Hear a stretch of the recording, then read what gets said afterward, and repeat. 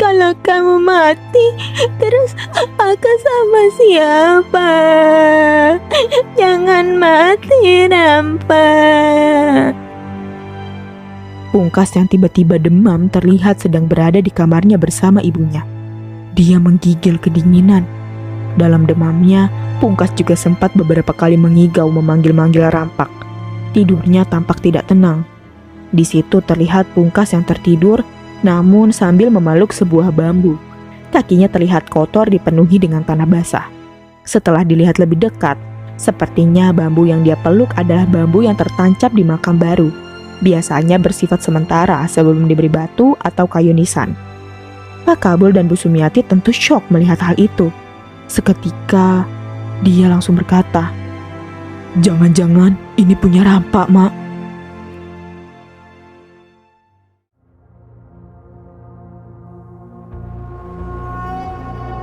Assalamualaikum warahmatullahi wabarakatuh. Salam sehat berlimpah rezeki untuk kawan Aceh dimanapun berada. Ketemu lagi bersama Aceh di channel audio cerita. Untuk cerita kali ini berjudul Kembar Sedarah Rampas Jiwo dari tulisannya @Agil R. Saputra. Sebelumnya, Aceh ingin mengucapkan terima kasih yang sebesar-besarnya kepada Kak Agil Saputra. Buat kawan Aceh yang ingin membaca ceritanya secara langsung, link cerita sudah Aceh sertakan dalam deskripsi. Dan jangan lupa untuk follow serta baca cerita lainnya di Twitter @AgilRSaputra. Oke, mari kita langsung masuk ke ceritanya.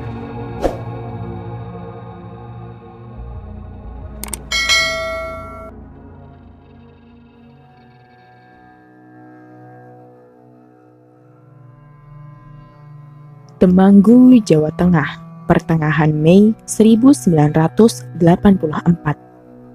Mungkin bagi pasangan petani, Pak Kabul dan Bu Sumiati, tahun ini adalah tahun yang sangat menggembirakan.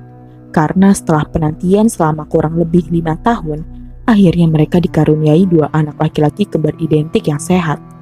Anak itu adalah Pungkas dan Rampak. Meski hanya petani, Pak Kabul dan Bu Sumiati ini tergolong petani yang cukup mapan dan terhormat kala itu. Sawahnya luas dan ada di mana-mana.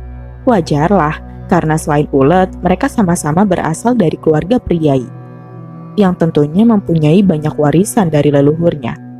Kelahiran si kembar Pungkas dan Rampak ini tentunya disambut dengan penuh sukacita oleh Pak Kabul. Terbukti, saat si kembar puputan atau terlepasnya tali pusar, Pak Kabul mengadakan selamatan dengan pertunjukan wayang kulit.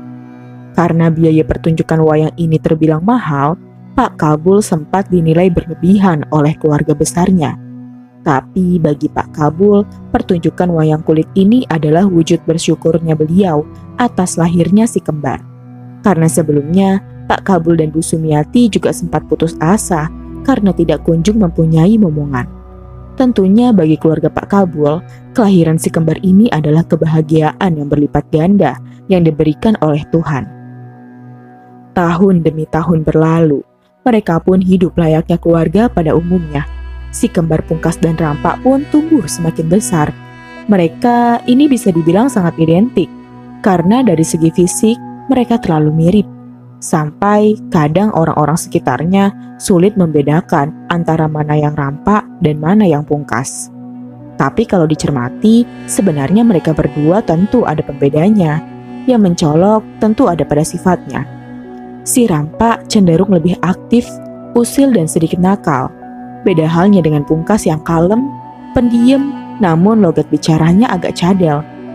Pungkas dan Rampak ini adalah si kembar yang tidak terpisahkan. Di mana ada si Pungkas, pasti di situ ada si Rampak. Bahkan ajaibnya, bila salah satu dari mereka sakit, misal demam atau masuk angin, pasti satunya juga ikut sakit. Bertahun berlalu, Pungkas dan Rampak pun bersekolah seperti anak pada umumnya. Mereka berada di kelas dan sekolah yang sama. Semakin bertambah umur, perbedaan mereka semakin mencolok. Pungkas yang pintar di sekolah, namun penakut dan sering dibully. Dan Rampak yang kurang dalam akademiknya, namun pemberani dan suka berkelahi. Pernah di suatu kesempatan, Waktu itu kelas 3 atau 4 SD.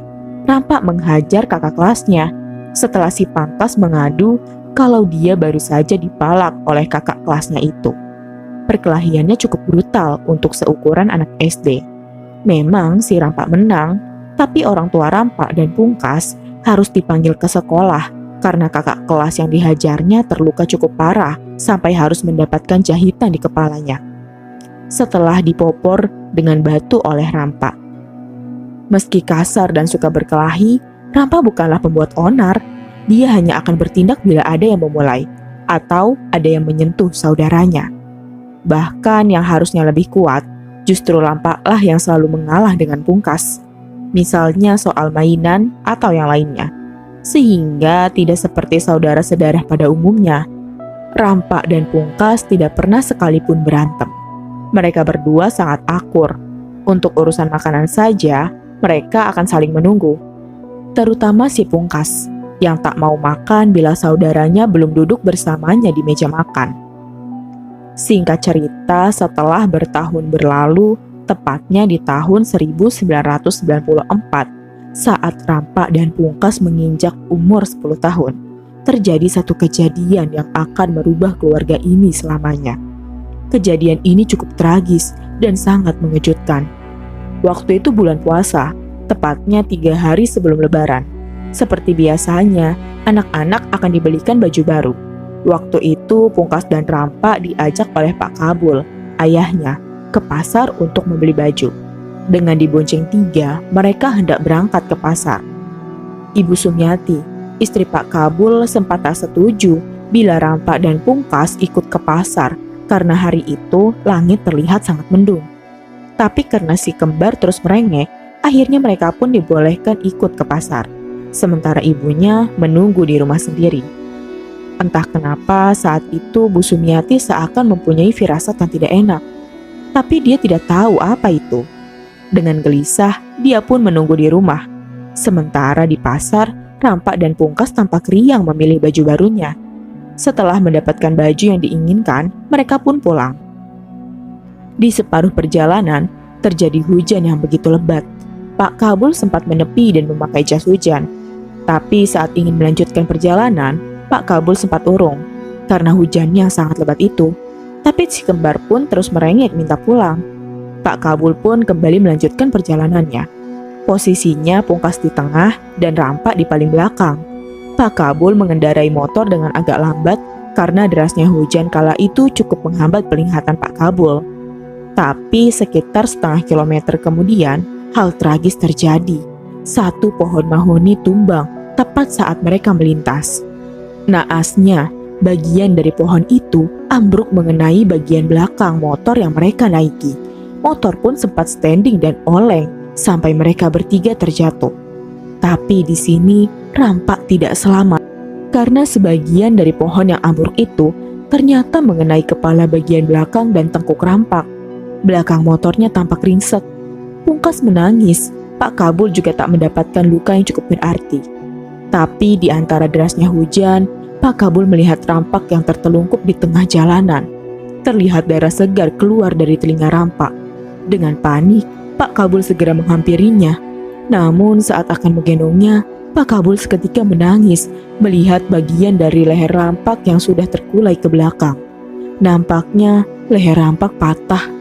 Dengan histeris, Pak Kabul berteriak meminta pertolongan sembari memeluk Rampak yang sudah tidak bernafas lagi.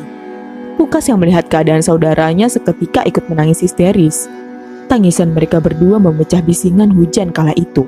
Hingga akhirnya warga sekitar mulai berdatangan. Pak Kabul dan Pungkas dipapah menuju rumah terdekat. Sementara sebagian warga berhujan-hujanan memayungi jasad si Rampak, menunggu petugas evakuasi datang. Pak Kabul sempat pingsan beberapa kali saat menyadari bahwa Rampak tidak tertolong. Sementara Pungkas di sini tidak henti-hentinya menangis. Hingga akhirnya beberapa saat kemudian, kabar ini sampai ke telinga Ibu Sumiati. Kabar ini tentunya sangat mengagetkan. Dengan tergopoh-gopoh, Ibu Sumiati datang ke lokasi diantar oleh tetangganya. Beliau awalnya tidak tahu bila Rampak sudah tidak tertolong. Sampai akhirnya Bu Sumiati melihat sendiri jasad Rampak, anaknya. di tengah jalan. Bu Sumiati langsung histeris dan pingsan, sementara Pungkas sudah berhenti menangis. Tapi dia terlihat diam dan kosong, seakan bingung mencerna tentang apa yang baru saja terjadi. Singkat cerita, akhirnya jasad Rampak dibawa pulang untuk dimakamkan. Tentunya kepergian Rampak ini membawa duka yang cukup dalam di keluarga Pak Kabul, terutama untuk si Pungkas. Dari proses disolatkan sampai akan dikuburkan, Pungkas kembali histeris dan menangis. Menangisi saudara sekaligus sahabatnya itu. Tak henti-hentinya, Pungkas ingin memeluk tubuh saudaranya yang sudah dikafani itu. Kalau kamu mati, terus aku sama siapa?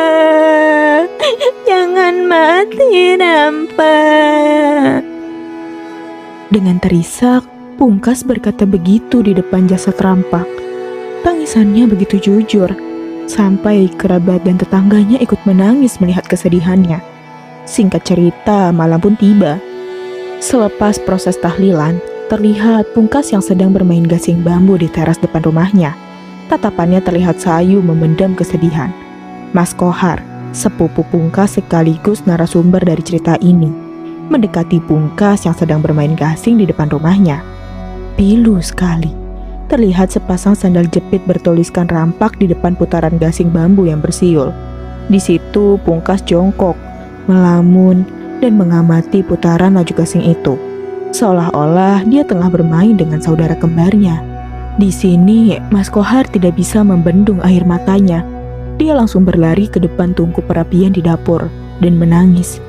Pak Kabul yang melihat Mas Kohar masuk sambil menangis, sontak ingin tahu apa yang terjadi. Pak Kabul pun keluar ke teras depan rumah. Terlihat Pungkas yang bermain gasing di depan sandal yang bertuliskan Rampak. Beliau langsung menangis sebagai anak kecil sambil memeluk si Pungkas. "Yang kuat ya nak." Pak Kabul mencoba mengatakan kata-kata yang saat itu masih mustahil diterapkan pada dirinya sendiri. Pungkas hanya terdiam tak menangis. Namun tatapannya kosong. Pungkas pun digendong dan dibawa masuk ke dalam rumah oleh Pak Kabul. Hari pun berlalu. Sudah hampir 40 hari setelah kepergian Rampak. Si Pungkas kini mulai bersekolah. Sejak meninggalnya Rampak, dia kini menjadi anak yang pemurung dan lebih pendiam. Tampaknya dia masih berkabung atas meninggalnya Rampak. Dan ada satu kejadian yang janggal. Kali ini dialami oleh Ibu Sumiati. Waktu itu sekitar jam 10 pagi, Pungkas sedang bersekolah dan Pak Kabul sedang tidak ada di rumah. Bu Sumiati tengah menyapu ruangan di rumahnya. Sesekali dia menghela napas panjang ketika membereskan barang-barang milik anak-anaknya. Nampaknya masa berkabung belum selesai juga bagi Bu Sumiati. Usai menyapu ruangannya, Bu Sumiati duduk di ruang tamu. Dipandanginya foto Pungkas dan Rampak saat balita yang tertempel di tembok ruangan itu. Tampak lucu sekali. Tak terasa air mata Bu Sumiati menetes. Mengingat kembali satu putranya, Rampak, sudah tiada. Sambil memukul-mukul dadanya, Bu Sumiati mencoba menguatkan hatinya. "Aku kudu kuat," ucap Bu Sumiati dalam hatinya. Tapi seketika momen itu terpecahkan oleh suatu suara. Bu Sumiati mencermati suara itu, yang ternyata berasal dari kamar Pungkas dan Rampak. Suara siulan gasing bambu. Beliau sangat tak asing dengan suara ini, karena itu adalah mainan yang disenangi anaknya. Tapi yang jadi pertanyaan, siapa yang memainkan gasing itu? Sedangkan Pungkas masih berada di sekolah. Bu Sumiati mulai berpikir yang tidak-tidak. Apakah ini Rampak? Bu Sumiati bertanya dalam hati. Dengan sedikit keraguan dan secuil keberanian, beliau mendekati sumber suara itu. Dengan perlahan, dia membuka kamar anaknya. Suara siul gasing masih terdengar nyaring dan jelas. Dan setelah kamar dibuka, benar saja, ada gasing yang sedang berputar di lantai. Bu Sumiati tercengang melihat itu. Seiring pergerakan gasing yang kian melandai dan berhenti, dipungutlah gasing itu oleh Bu Sumiati. Seketika tubuhnya gemetar. Air matanya tak bisa terbendung ketika melihat nama Rampak tertulis di pinggiran gasing bambu itu. Bu Sumiati menangis bersimpuh di lantai kamar anaknya. Hingga beberapa saat kemudian, Pak Kabul datang. Melihat istrinya menangis, Pak Kabul langsung menghampiri dan menanyakan apa yang terjadi. Bu Sumiati pun menceritakan semuanya. Pak Kabul sebenarnya di sini agak ragu dengan cerita istrinya, tapi dia mencoba bijak dan menenangkan. Sudah Bu, yang sabar. Kita harus ikhlas. Jangan sampai Pungkas tahu. Kasian. Begitu kata Pak Kabul mencoba menenangkan istrinya. Tak selang beberapa lama, Pungkas pun pulang dari sekolah. Dengan muka lesu, dia langsung masuk ke kamar, tanpa menyapa bapak dan ibunya yang saat itu tengah duduk di ruang tamu. Dari luar, Bu Sumiati menawari Pungkas untuk makan siang. Tapi nampaknya siang itu Pungkas sedang tak mau diganggu. Hingga sore menjelang, barulah Pungkas keluar dari kamarnya dan makan. Pak Kabul dan Ibu Sumiati tentu sangat mengerti perasaan Pungkas akhir-akhir ini. Sehingga mereka memutuskan untuk tidak banyak memberi nasihat sementara ini. Singkat cerita, malam pun tiba. Sekitar pukul 1 dini hari, suara gasing itu kembali terdengar. Bu Sumiati yang pertama terbangun. Segeralah membangunkan Pak Kabul. "Pak, dengar tidak?" tanya Bu Sumiati dengan berbisik. "Iya, Bu," jawab Pak Kabul. Pak Kabul yang ingin segera memeriksanya sempat ditahan oleh istrinya. Namun akhirnya mereka berdualah yang memeriksa. Sampai di kamar Pungkas, Pak Kabul langsung membuka pintu. Di situ terlihat Pungkas sedang bermain gasing. Dengan lembut, Pak Kabul berkata, "Kok belum tidur, Tona? Apa enggak ngantuk?" Ora, jawab Pungkas. Namun, satu kata ini seketika membuat Pak Kabul dan istrinya tercengang. Karena saat Pungkas mengatakan kata ora ini, dia mengucapkan dengan lantang. Padahal biasanya Pungkas ini logat bicaranya agak cadel. Untuk meyakinkan, Pak Kabul kembali menanyakan pertanyaan yang sama. Dan Pungkas kembali menjawab dengan nada yang lebih meninggi. ora, nyang ora arek turu. Dengan lebih banyak kata ini, tentunya membuat Pak Kabul dan istrinya semakin kaget. Logat bicara Pungkas ini benar-benar mirip rampak. Selain tidak cadel, Pungkas tak biasanya berbicara tinggi dengan orang tuanya. Hanya rampak yang mempunyai perangai seperti ini. Bu Sumiati yang terbata kini mulai berbicara. Pungkas, ayo tidur, sudah malam. Dengan nada sedikit membentak.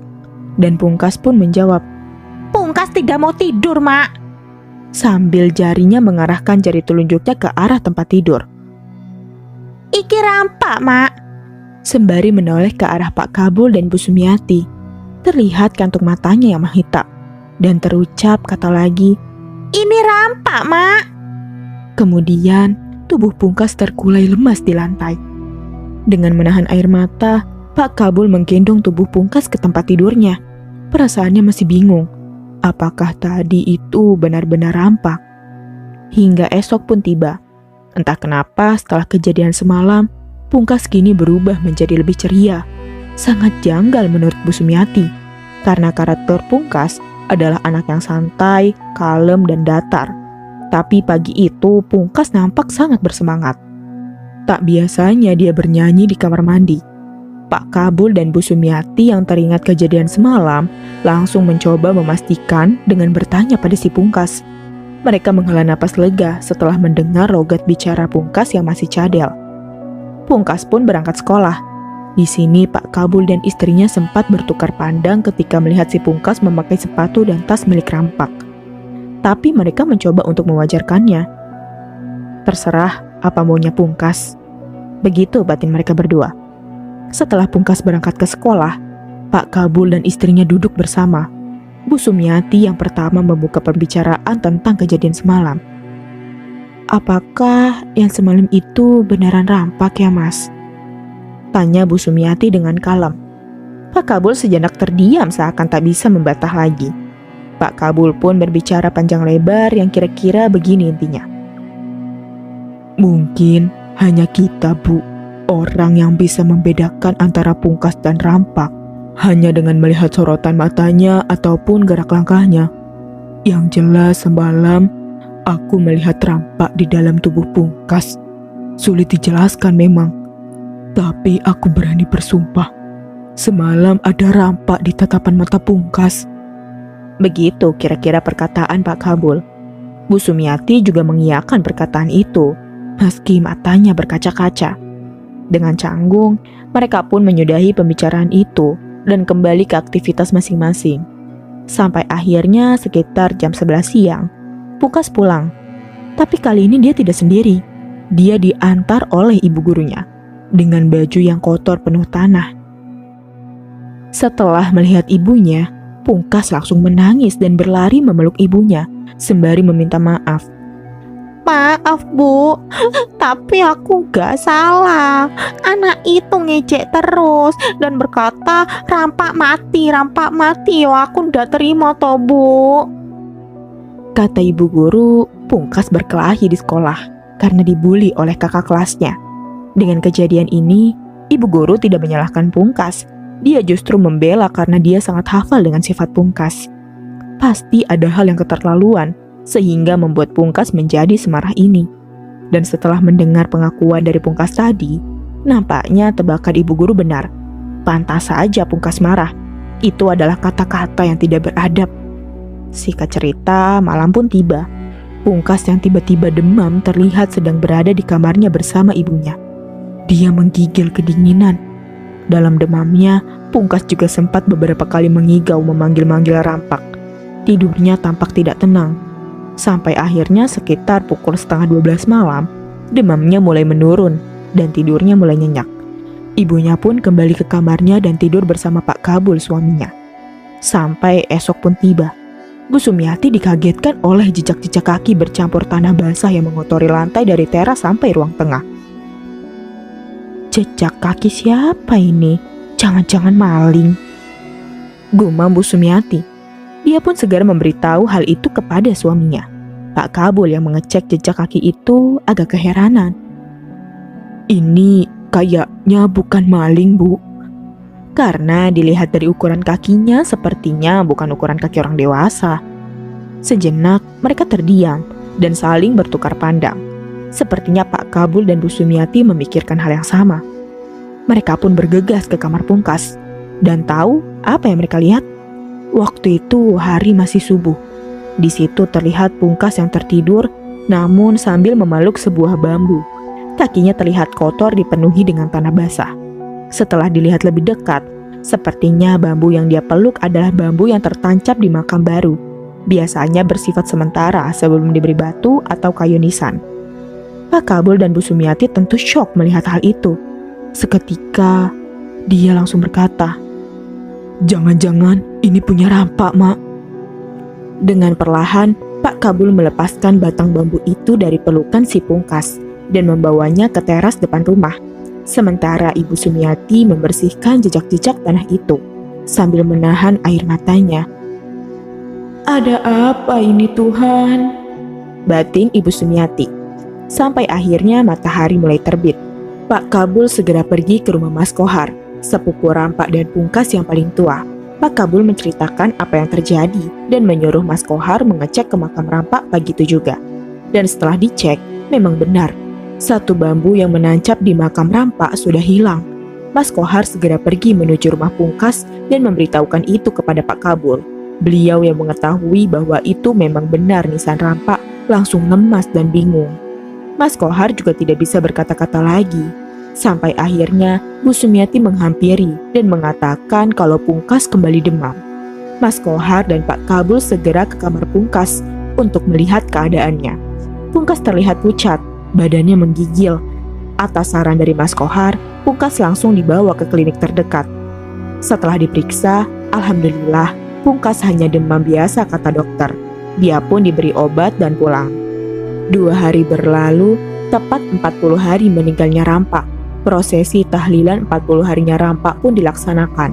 Sementara, waktu itu keadaan Pungkas belum begitu membaik. Si Pungkas masih tertidur lemas di kamarnya, ditemani oleh Mas Kohar. Singkat cerita, setelah prosesi tahlilan selesai, seperti biasa, ada sebagian warga yang tidak langsung pulang. Mereka biasanya mengobrol sampai larut malam. Mbah Tejo, salah satu sesepuh desa yang dikenal sebagai orang yang cukup mengerti tentang hal-hal spiritual, berkata kepada Pak Kabul, Yang sabar dan ikhlas, Bul. Kasihan Pungkas, gimana keadaannya sekarang? Pak Kabul agak kaget mendengar itu. Memang, dalam hatinya Pak Kabul belum sepenuhnya ikhlas dengan kepergian Rampa. Dia masih merasa bersalah atas musibah kecelakaan itu.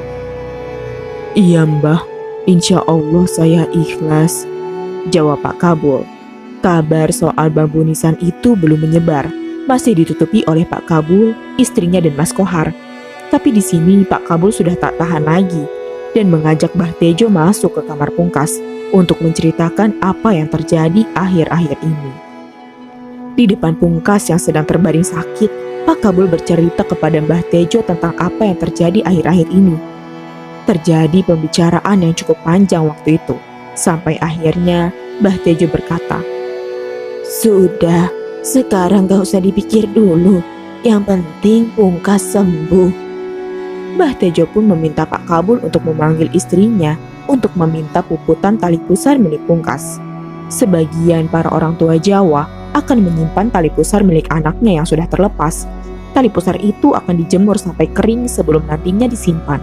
Tali pusar ini biasanya digunakan sebagai suwuk atau penenang saat si bocah rewel. Bergegas, Pak Kabul memanggil istrinya dan menanyakan apa yang diminta oleh Mbah Tejo tadi. Bu Sumiati sempat lupa di mana dia menyimpannya, karena memang seumur-umur Rampa dan Pungkas tidak pernah menggunakan tali puputan itu untuk suwuk.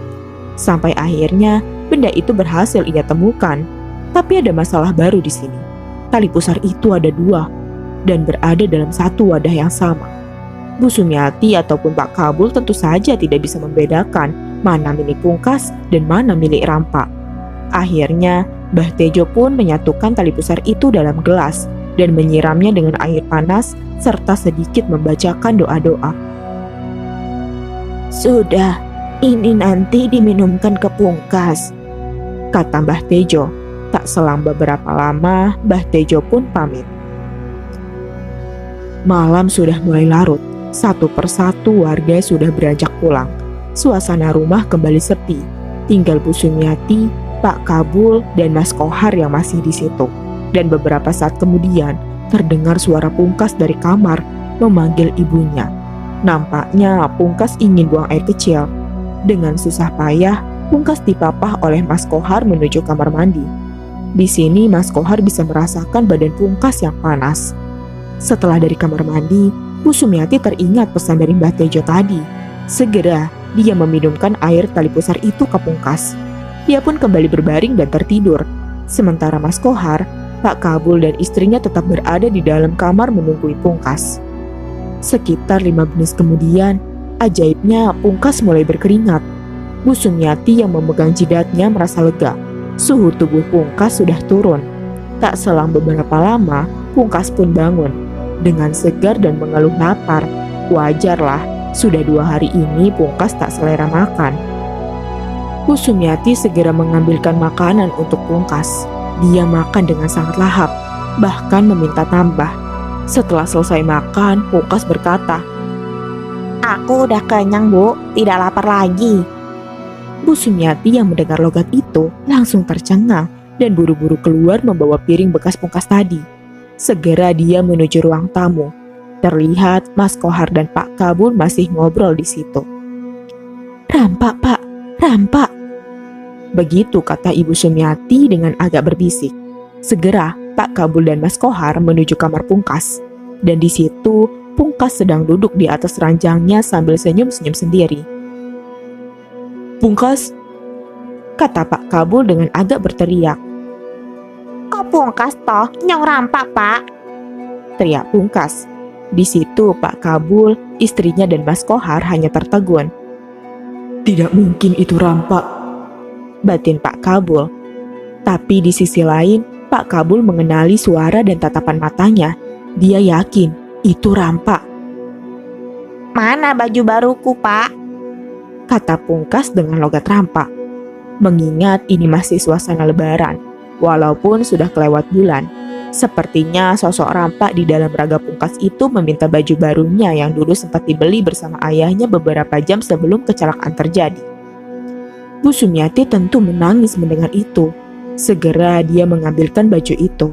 Sementara Pak Kabul menyuruh Mas Kohar untuk memanggil Mbah Tejo. Di situ rampak dalam tubuh Pungkas meminta Bu Sumiati untuk memakaikan bajunya. Dengan agak gemetar dan menangis, beliau memakaikan baju itu. Setelah dipakai, dia berdiri perlahan dan turun dari ranjang. Dia berjalan menuju cermin kaca yang ada di dekatnya.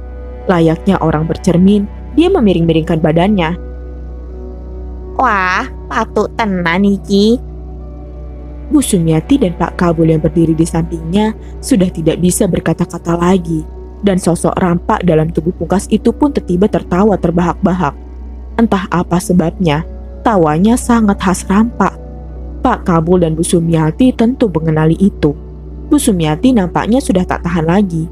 Dia pun berkata, Rampak! sambil mendekat dan memeluknya. Bu Sumiati terus menangis. Sementara di sini sosok Pungkas kembali terdiam, menatap ayahnya yang masih berdiri di dekatnya lewat pantulan kaca cermin. Pak Kabul yang tak sengaja beradu mata melihat kantong mata Pungkas yang perlahan mulai semakin menghitam. Di pantulan cermin itu, Pungkas tersenyum menyeringai. Firasat Pak Kabul sudah tak enak. Segera dia tarik istrinya dari pelukan Pungkas. Dan setelah terlepas, Pungkas kembali berkata, Nyong rampak, Pak. Mak. dan tubuh Pungkas pun terkulai lemas di lantai. Segera Pak Kabul memindahkannya ke tempat tidurnya.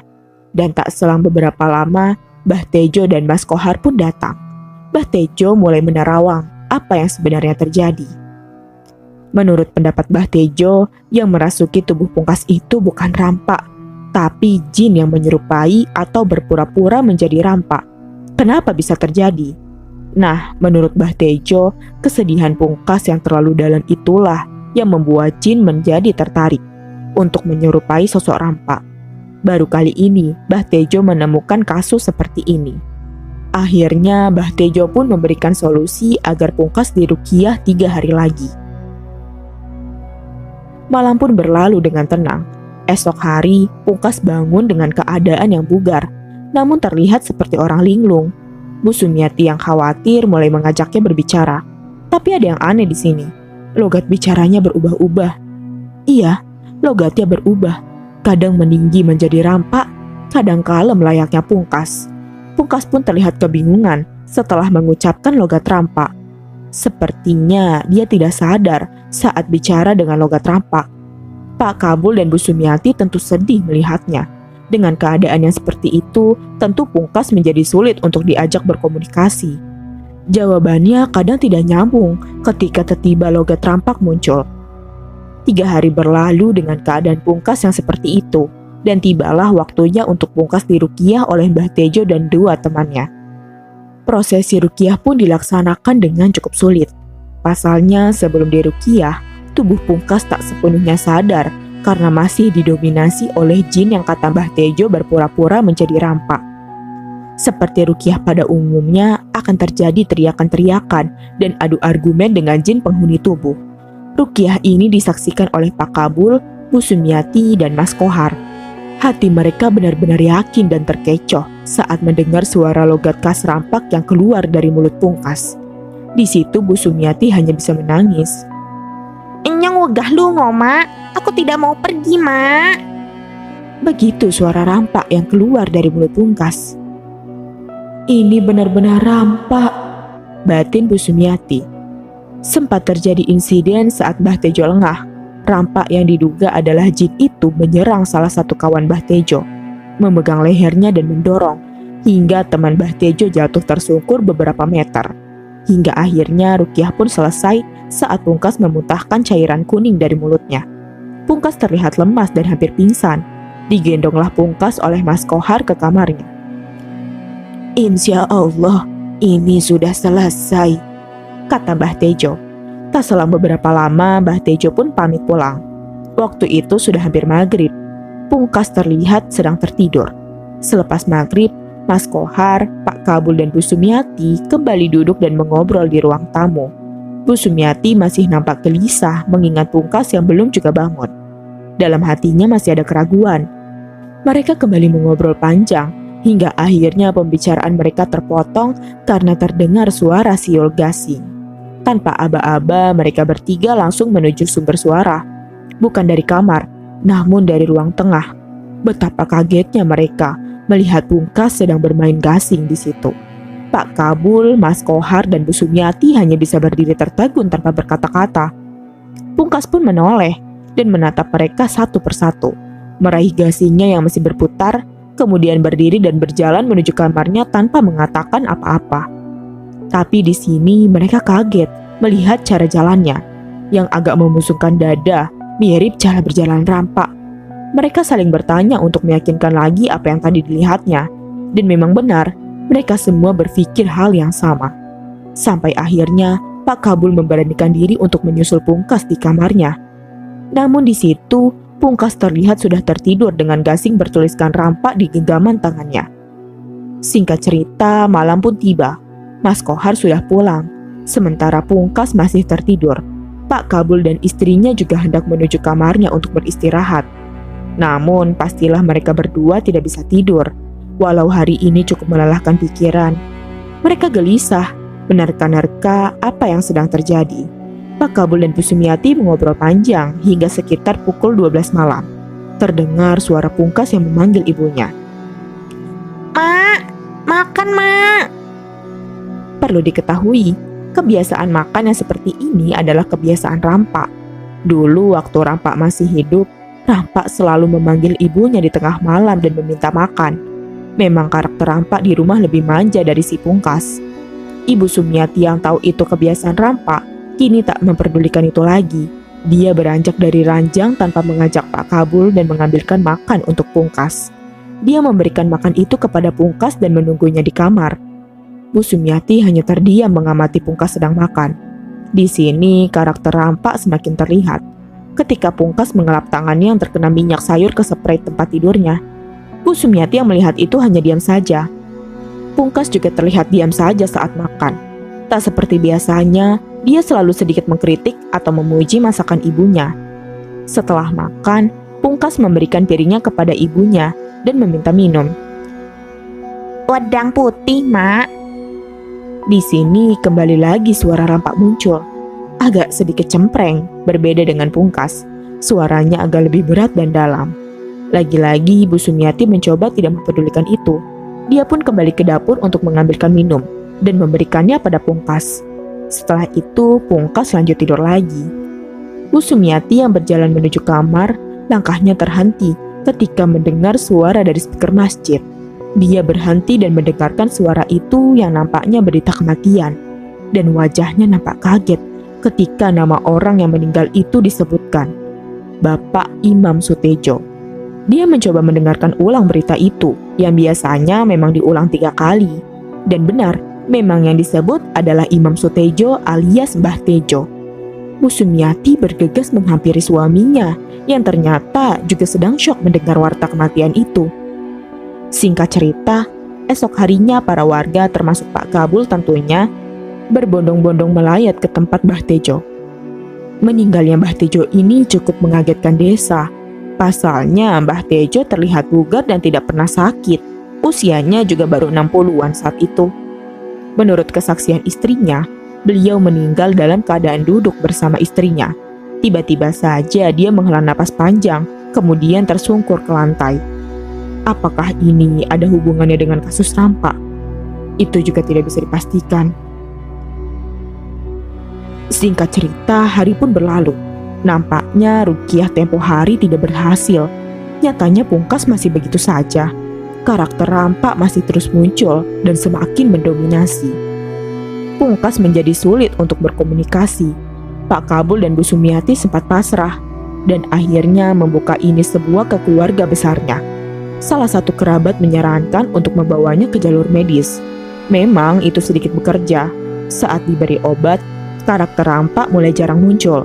Tapi efeknya Pungkas menjadi seperti orang linglung dan lebih banyak tertidur. Dan tetap setiap malam, karakter Rampak selalu muncul teriak meminta makan. sudah berbagai jalan ditempuh oleh Pak Kabul dan Bu Sumiati, dari dukun, kiai, ustadz sampai medis, tapi tidak ada perubahan yang signifikan. Sampai akhirnya tahun berlalu, Pungkas kini semakin kurus, tidak mau beranjak dari kamarnya. Sementara itu karakter Rampak semakin mendominasi. Bila muncul, dia akan teriak-teriak tidak jelas. Yang jelas, logatnya sangat rampak, tidak cadel. Pernah suatu hari, Bu Sumiati bermimpi didatangi oleh almarhum Mbah Tejo. Dalam mimpi itu, Mbah Tejo hanya mengatakan, Sudah, ikhlaskan saja. Pungkas sudah dirampas jiwanya. mungkin itu yang disebut sebagai rampas jiwa. Dengan keadaannya yang seperti itu, tentu Pungkas tak bisa lagi bersekolah. Namun Pak Kabul dan Bu Sumiati tetap merawatnya dengan telaten. Sampai akhirnya di tahun 1999, di umurnya yang ke-15, Pungkas nampaknya sudah tidak kuat lagi menahan rindu kepada saudaranya. Di hari terakhirnya, ibunya sempat gembira karena satu hari itu, Pungkas benar-benar menguasai tubuhnya. Dia sempat berbicara tentang kerinduannya dengan Rampak.